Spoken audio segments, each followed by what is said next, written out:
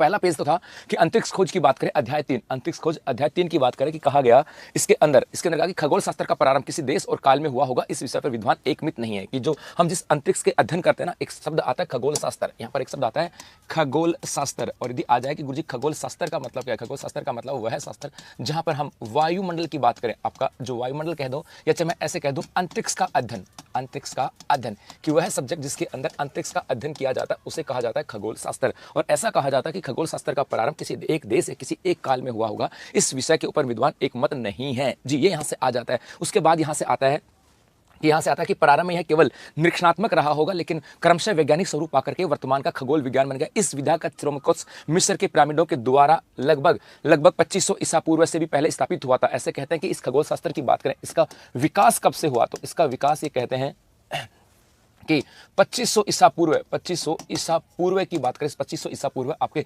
खगोल शास्त्र का विकास हो गया था, जिसके अंदर पूरे अंतरिक्ष के बारे में पढ़ा जाता था। गुड मॉर्निंग भाई, गुड मॉर्निंग सभी को, गुड मॉर्निंग। जी हाँ, ऐसा यहाँ पे कहा जाता है। उसके बाद कहा गया था कि अभी तक के प्राप्त प्रमाणों के आधार पर ऐसा ज्ञात हुआ कि पिरामिडों का निर्माण का संबंध तारों की दिशा और गति को जानने के लिए किया गया। यहाँ से एक शब्द आता है, एक देश है मिस्र, एक देश है हमारा मिस्र की बात करें जी, एक देश आता है मिस्र, और इस मिस्र के अंदर थे पिरामिड।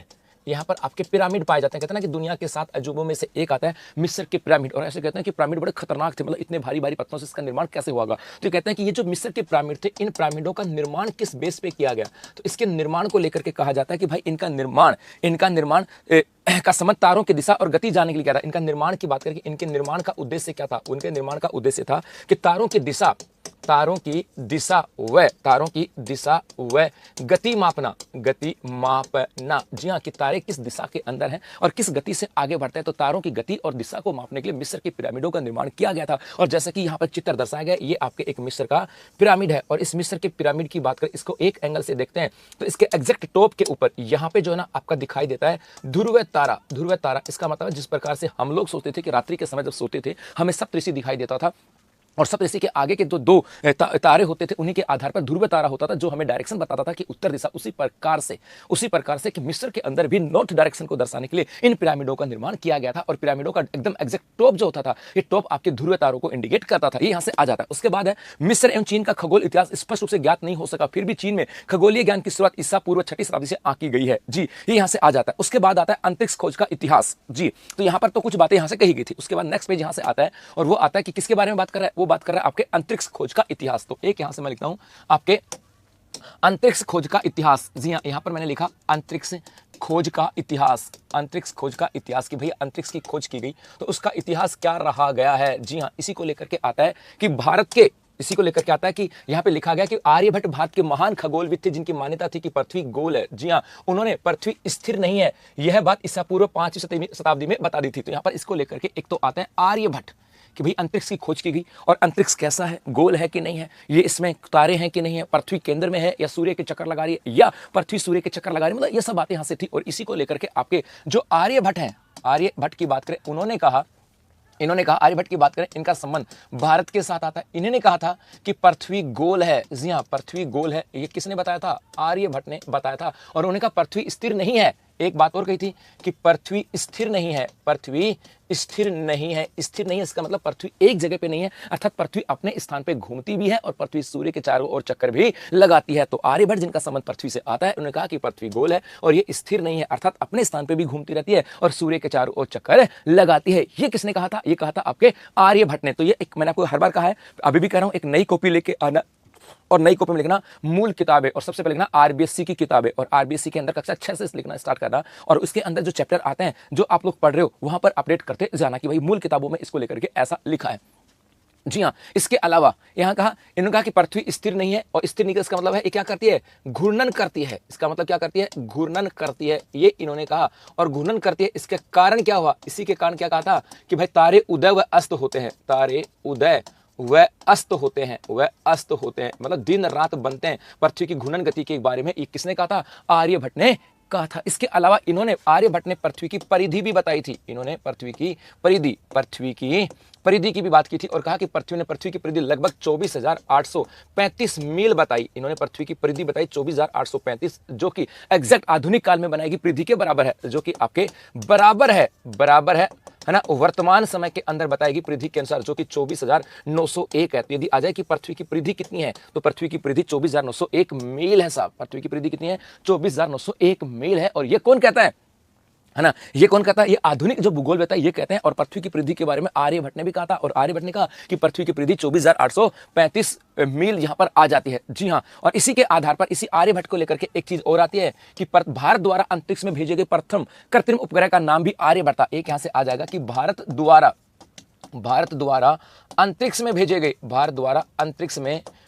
गए कृत्रिम उपग्रह का नाम जो था वो भी क्या रखा गया था?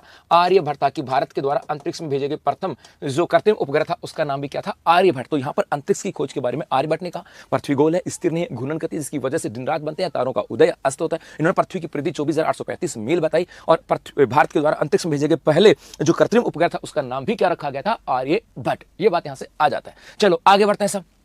जी हाँ, उसके बाद में यहां से और आ जाते हैं। उसके बाद कहा कि यूनान में भी ईसा पूर्व 4वीं सदी से अंतरिक्ष ज्ञान विज्ञान का विकास होने लगा। इसके प्रमुख दार्शनिक प्लूटो थे, अरिस्टो थे या टोलमी थे। उसी समय माना जाता है कि पृथ्वी केंद्र में और सूर्य इसके चारों ओर वर्ताकार चक्कर लगाता है। तो इसके अलावा यहां से आता है कि यूनानी भूगोलवेत्ता, यहां से लिखता हूं मैं यूनानी भूगोलवेताओं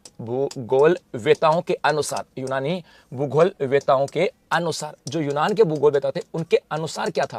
तो यूनान के भूगोलवेताओं ने क्या कहा? उन्होंने क्या कहा कि पृथ्वी केंद्र में है। पर उस समय माना जाता था कि पृथ्वी केंद्र में है और सूर्य इसके चारों ओर वर्ताकार चक्कर में लगाता है। जी हां, क्या था कि पृथ्वी केंद्र में है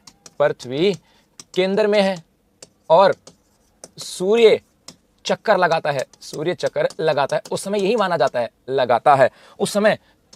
ये उस समय मान्यता थी, उस समय की मान्यता थी ऐसी। लेकिन बाद में यहां पर एक व्यक्ति आता जिसका नाम था कोपरनिकस ने गलत साबित किया। और बाद में यहां से आता है कि कोपरनिकस की बात करें, एक व्यक्ति आता है कोपरनिकस ने बताया कि सूर्य केंद्र में और पृथ्वी चक्कर लगाती है। जी हां, कोपरनिकस ने बताया पहली बार कि सूर्य जो है ना ये तो केंद्र में है और पृथ्वी इसके चारों चक्कर लगाती है। नमस्ते भाई, नमस्ते। ये यहां से आ जाता है, ठीक है। इसके अलावा भारत के प्रमुख खगोल शास्त्री में शंकराचार्य द्वितीय भी प्रसिद्ध है। इनका जन्म 1114 में हुआ और इस विद्वान ने मात्र 36 वर्ष की आयु में सिद्धांत शिरोमणि नाम की ग्रंथ रचना की थी। तो यहां से एक खगोलवेता और आ जाएंगे जिनका नाम था भास्कराचार्य द्वितीय। जी हां, तो मैं एक यहां पे लिखता हूं भास्कराचार्य द्वितीय की बात करता हूं सब। और भास्कराचार्य द्वितीय की बात करें, इनका संबंध भी भारत से आता है। और इन्होंने क्या किया था? इन्होंने सिद्धांत शिरोमणि ग्रंथ की रचना की थी। इनका एक ग्रंथ था जिसका नाम था सिद्धांत शिरोमणि। और ये एग्जैक्ट ऐसे प्रश्न आते हैं कि सिद्धांत शिरोमणि किसके द्वारा लिखी गई? तो सिद्धांत शिरोमणि किसने लिखी थी? भास्कराचार्य द्वितीय ने। भास्कराचार्य द्वितीय था, उसने लिखा था सिद्धांत शिरोमणि। जी, ये यहां से आ जाता है। और यहां पर सिद्धांत शिरोमणि उसकी मान्यता थी कि पृथ्वी गोलाकार है और अपने गुरुत्वाकर्षण चीजों को अपनी ओर खींचती है। और इसी सिद्धांत शिरोमणि में कहा गया था कि पृथ्वी गोलाकार, इसी में क्या कहा गया था कि पृथ्वी कैसी है? गोलाकार है। और गुरुत्व के कारण आकर्षण, इसके अलावा क्या कहा गया? गुरुत्व के कारण इनका आकर्षण है। यह बात यहां से आ जाता है बस।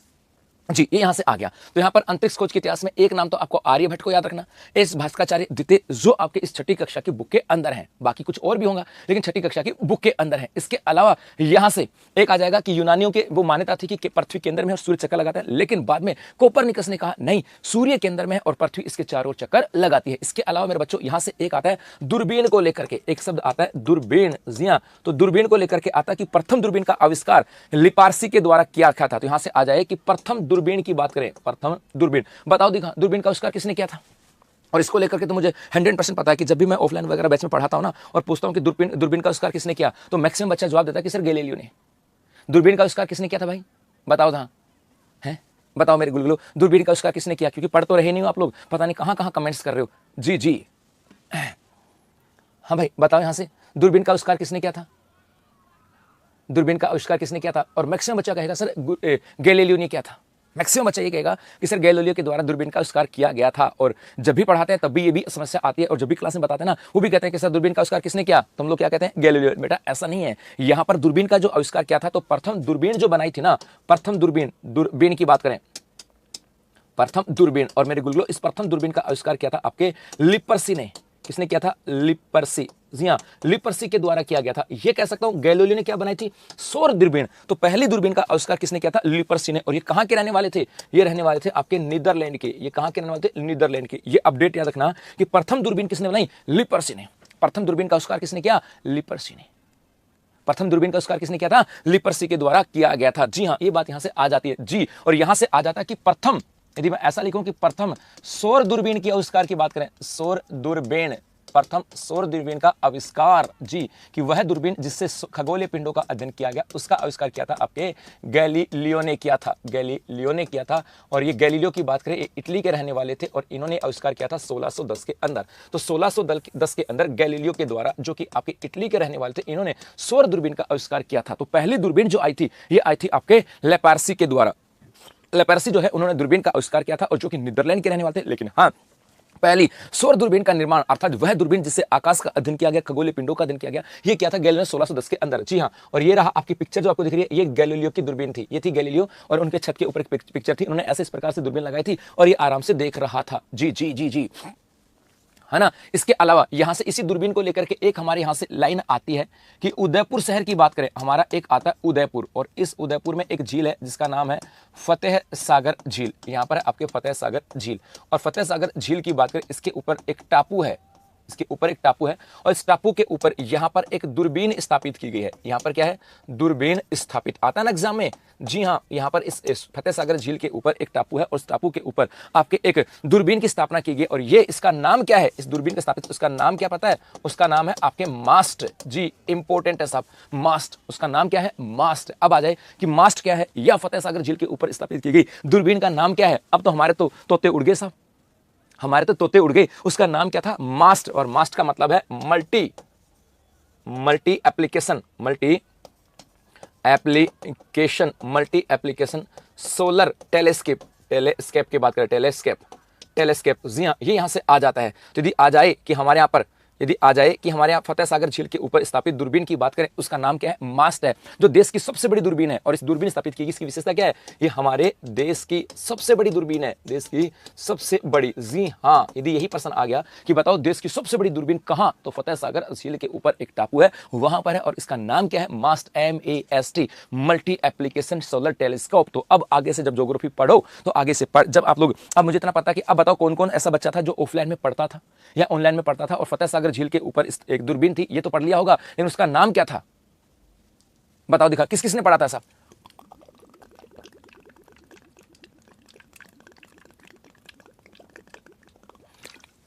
हाँ भाई, ऐसा कौन कौन सा बच्चा था जिन्होंने ये पढ़ा था कि गुरुजी हाँ, फतेह सागर झील की बात करें, यहां पर आपके टापू के ऊपर, आपके टापू के ऊपर जो है ना दूरबीन है, ये तो था। लेकिन ये मास्ट, इसका नाम मास्ट है, मास्ट है, इसका नाम मास्ट है, मल्टी एप्लीकेशन सोलर टेलीस्कोप की बात करें। हाँ, नाम नहीं था। पढ़ा होगा, ये पढ़ा होगा कि यहां पर आपके एक दूरबीन स्थापित की गई है, लेकिन ये नहीं पढ़ा था मास्ट। इसका मतलब तभी तो कहते हैं ना कि मूल किताबें काम आती हैं, वो यहां से आ जाते हैं सब। जी जी, और इस दूरबीन की सहायता से सूर्य का अध्ययन किया जाता है। और ये मास्ट, इससे क्या करते हैं? इससे किया जाता है आपके सूर्य का अध्ययन। इसी से क्या करते हैं? सूर्य का अध्ययन किया जाता है।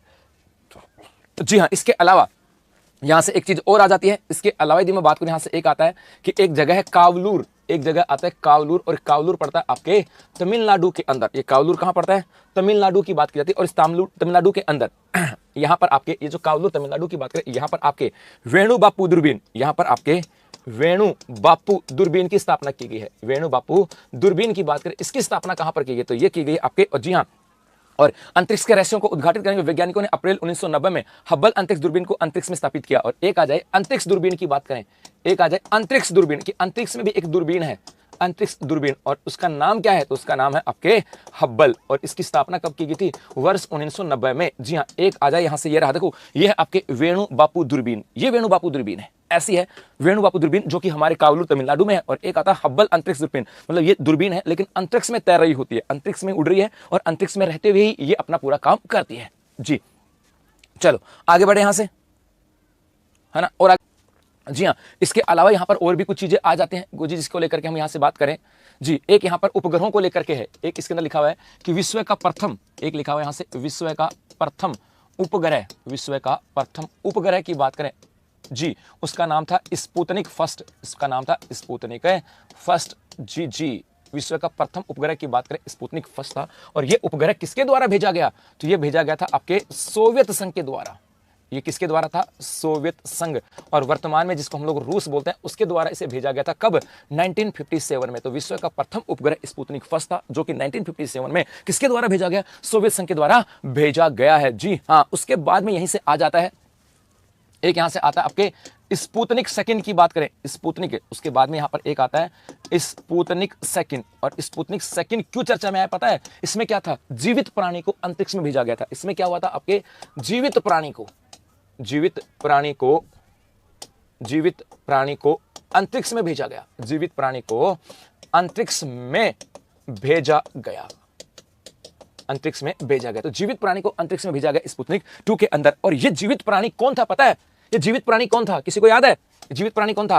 ये जीवित प्राणी थी आपके लाइका नाम की, क्या थी भाई? लाइका नाम की ना एक कुतिया थी। लाइका नाम की एक कुतिया थी। जी हाँ। तो यदि आ जाए कि लाइका अंतरिक्ष में जाने वाला पहला जीवित प्राणी कौन सा था? लाइका। पहला जीवित प्राणी कौन सा था? लाइका। और ये लाइका किसने भेजा था? स्पुतनिक 2 के अंदर रूस ने भेजा था और इसका नाम क्या था? लाइका कुतिया थी। जी ये बात यहां से आ जाता है। जी जी है ना। और एक यहां से आ जाए कि प्रथम मानव अंतरिक्ष में, प्रथम मानव जो है अंतरिक्ष में कब गया? 1961 में। 1961 में गया। और ये कौन गया? Yuri Gagarin. Yuri Gagarin. तो अंतरिक्ष में जाने वाले प्रथम व्यक्ति कौन थे? यूरी गागरिन थे। अंतरिक्ष में जाने वाले पहले व्यक्ति कौन थे? Yuri Gagarin. और कब गए थे? 1961 के अंदर। जी हाँ। और इनको कौन से यान में गए थे? तो इनका यान आ जाए कि गुरुजी कौन से यान में गए? तो यान का नाम था वोस्तोक 1। वोस्तोक 1 की बात करेंगे। जी हाँ। तो इंपॉर्टेंट है, प्रथम मानव जो अंतरिक्ष में गया उसका नाम क्या था? Yuri Gagarin. अंतरिक्ष में जाने वाले पहले व्यक्ति का नाम था यूरी गागरिन। और ये कब गए थे? 1961 में। और जिस यान में गए उस यान का नाम था वोस्तोक 1। उसका नाम था वोस्तोक 1। चलो ये तो यहां से आ जाता है। उसके बाद में 1969 में अमेरिका ने दुनिया को तब चौंका दिया जब अपोलो 11 अंतरिक्ष यान में 3 यात्रियों को सफलतापूर्वक न अंतरिक्ष की सड़क बल्कि 2 अंतरिक्ष यात्रियों को चंद्रमा की सतह पर भी उतारा। जी हाँ। तो यहां से आ जाता है कि चंद्रमा पर पहुंचने वाले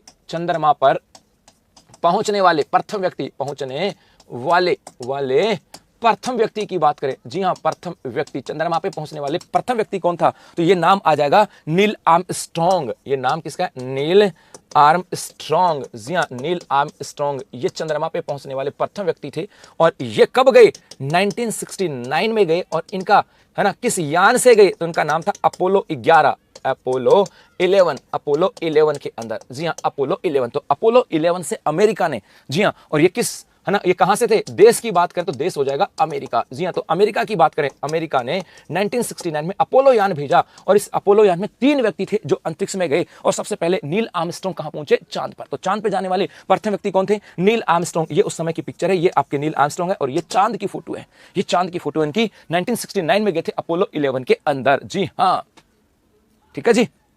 चलो यहां पर इतनी सी बातें यहां से आ जाते हैं। इसके बाद में यहां से आता है कि भारत से अंतरिक्ष में जाने वाला प्रथम व्यक्ति, एक आता है भारत से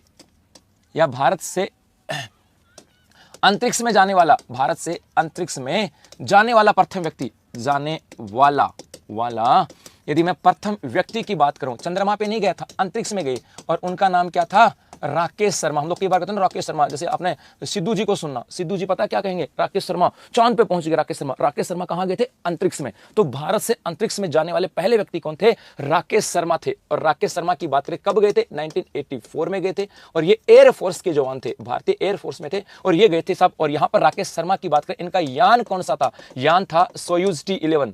सोयूज T11।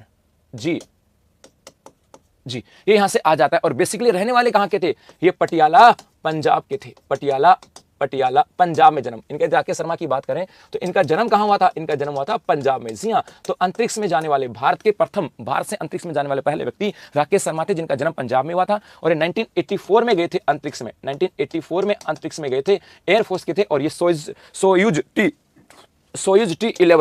T11 ये इनके यान का नाम था। उसके बाद में यहां से एक और था, तो भारत से अंतरिक्ष में जाने वाले प्रथम और भारत से अंतरिक्ष में जाने वाले अन्य की बात करें तो अन्य का नाम आ जाता आपके कल्पना चावला।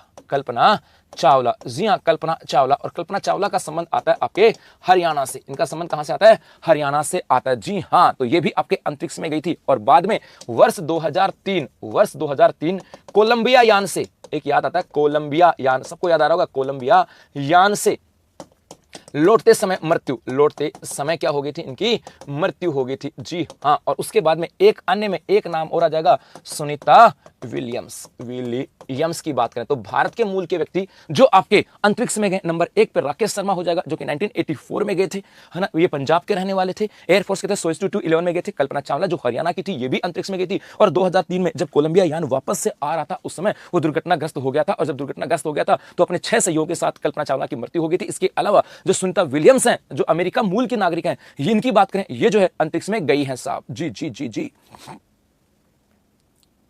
जी। एक आपके यहां से और आता है, एक आता है यहां से ISRO, ISRO Indian Space Research Organisation, अर्थात भारतीय, एक यहां से आता है भारतीय अंतरिक्ष अनुसंधान, भारतीय अंतरिक्ष अनुसंधान संगठन, अनुसंधान संगठन की बात करें, ये और लिखा हुआ है। और यदि आ जाए कि गुरुजी इसकी स्थापना, तो यहां पर लिखा गया है कि गुरुजी इसकी स्थापना कब हुई थी, 1962 के अंदर। जी हाँ, 1962 में। बताओ दिखा, वैसे इसरो की स्थापना तो आप लोग मुझे पता है, बता ही दोगे। बताओ भाई, इसरो की स्थापना कब हुई थी? यहां पर लिखा गया 1962। इसरो की स्थापना कब हुई थी? 1962 में। एग्जैक्ट डेट बताओ दिखा, इसरो की स्थापना कब हुई? ये कौन बताएगा? इसरो की स्थापना, हाँ भाई बताओ दिखा, इसरो की स्थापना कब हुई? इसरो की स्थापना, हाँ भाई, इसरो की स्थापना है ना, 1962। और वैसे नाम कब आया था? ये नाम आया था 15 अगस्त 1969। कब आया था? 15 अगस्त 1969 की बात की जाती है, क्योंकि यहाँ पे लिखा हुआ क्या है? यहाँ पे लिखा हुआ है कि हमारे देश के प्रसिद्ध वैज्ञानिक होमी जहांगीर बाबा के नेतृत्व में 1962 में परमाणु ऊर्जा विभाग ने अंतरिक्ष अनुसंधान के लिए भारतीय अंतरिक्ष अनुसंधान संगठन का गठन किया था। तब से लेकर के भारत यहां पर काम कर रहा है। तो वैसे अंतरिक्ष अनुसंधान परिषद की बात करें, इसकी स्थापना 1962 में हुई, और नाम की बात करें, ये 15 अगस्त 1969 को आई हो गया, 15 अगस्त 1969 को। तो यहां पर 15 अगस्त अंतरिक्ष अनुसंधान की बात करें, पहले तो यहां पर था भारतीय अंतरिक्ष अनुसंधान संगठन, इसकी स्थापना 1962 में। और इसरो का नाम कब दिया गया? इसरो नाम पड़ा था 15 अगस्त 1969 को, 15 अगस्त 1969 को नाम पड़ा था। और इस इसरो का मुख्यालय की बात करें गुरुजी, इसका मुख्यालय कहां पर है? तो मुख्यालय आपके बेंगलुरु में। मुख्यालय कहां पर है? बेंगलुरु के अंदर। चलो, ये तो बात यहां से आ जाता है। जी जी, ये यहां से आ जाता है ना। और एक यहीं से आता है कि भारत का प्रथम कृत्रिम उपग्रह, भारत का प्रथम कृत्रिम उपग्रह की बात करें, और उसका नाम तो शुरू में पढ़ चुके हम लोग, क्या नाम था? आर्यभट्ट। अब प्रश्न आता है कि गुरुजी आर्यभट्ट को कब भेजा गया था? 1975 में प्रक्षेपण 1975 में प्रक्षेपण किया गया था। और कहां से यह प्रक्षेपण किया गया था? आके बेकानूर, रूस से, बेकानूर रूस से इसका प्रक्षेपण किया गया था। तो भारत का प्रथम अंतरिक्ष उपग्रह आर्यभट्ट था, 1975 में उसको अंतरिक्ष में भेजा गया। कहां से? बेकानूर रूस से। बस इतना सा आपको ध्यान में रखना है सब जी। इसके अलावा यहां पर और कुछ भी नहीं है जी। इसके अलावा आपके यहां पर एक चीज और आती है, और वो आता है आपके मंगल अभियान। एक यहां पर आता है मंगल अभियान, जो आपके मूल पुस्तकों के अंदर है। मंगल अभियान की बात करें, मंगल अभियान का संबंध ये आता है आपके मंगल ग्रह को लेकर के, कि मंगल ग्रह के ऊपर जीव है कि नहीं है, वहां पर क्या क्या क्या मानव विकास संभव है, उसको लेकर के हमारे मंगल अभियान आ जाता है। और मंगल अभियान को लेकर के यदि यहां से आ जाए तो यहां पर आता है यान। तो इस मंगल अभियान के लिए हमारा एक यान गया, जिसका नाम था मंगलयान। इसका नाम क्या था? मंगलयान। और इस मंगलयान का प्रक्षेपण की बात करें गुरुजी, इसका प्रक्षेपण जो हुआ था, ये हुआ था आपके नवंबर 2013 में। नवंबर 2013 में कहां से? श्रीहरिकोटा से। श्रीहरिकोटा, जो कि आपके आंध्र प्रदेश से था। जी हां। और ये जो प्रक्षेपण हुआ था, उसके बाद में आता है अंतरिक्ष में प्रवेश की बात करें, ये आपके ऐसे कहूं मंगल की कक्षा में प्रवेश। और ये मंगल की कक्षा में प्रवेश कब किया था? सितंबर 2014 के अंदर। जी हां, सितंबर 2014 के अंदर। और पहले, जी हां, ये यहां से आ जाता है। तो मंगलयान की बात करें, हमारे मंगल ग्रह के ऊपर मानव जीव के विकास के लिए मंगलयान गया था, जिसका प्रक्षेपण नवंबर 2013 में किया गया था श्रीहरिकोटा आंध्र प्रदेश से। और ये मंगल की कक्षा में प्रवेश किया था सितंबर 2014 के अंदर। उसी प्रकार से एक हमारे यहां पर आता है चंद्रयान भी आता है, चंद्रयान। और चंद्रयान का संबंध आता है चंद्रमा के अध्ययन को लेकर के। और चंद्रमा की बात करें, जी हां, चंद्रयान की बात करें तो ये जो है इसका प्रक्षेपण जो किया गया, ये अक्टूबर 2008 में किया गया सब। जी हां, 2008 में किया गया। ये बात यहां से आ जाती है बस जी। चलो इतनी सी बात यहां से आ जाते हैं। तो ये था आपके आज का इसका पूरा चैप्टर कि चाहे चंद्रयान कब गया, मंगल मिशन की बात करें ये कब आया, या इसरो की स्थापना कब हुई, भारत में अंतरिक्ष से कौन कौन थे, या चंद्रमा पे पहुंचने वाले पहले व्यक्ति कौन थे, विश्व का प्रथम उपग्रह कौन था जी, ये था। इसके अलावा वेधशालाओं को लेकर के था जी हाँ, पलायन वेग क्या होता है। इसके अलावा आपके यहाँ पर सौर वेधशालाओं की बात यहाँ पर की गई। इसके अलावा यहाँ पर आपके अंतरिक्ष के खोज वगैरह को लेकर के, तो ये सब आपके अंतरिक्ष के बारे में थी। और मुझे उम्मीद है कि बहुत सारी बातें आपके समझ में आई होंगी। तो मेरे बच्चों अभी के लिए बस इतना ही, अब मिलेंगे कल अगले चैप्टर के साथ, तब तक के लिए धन्यवाद।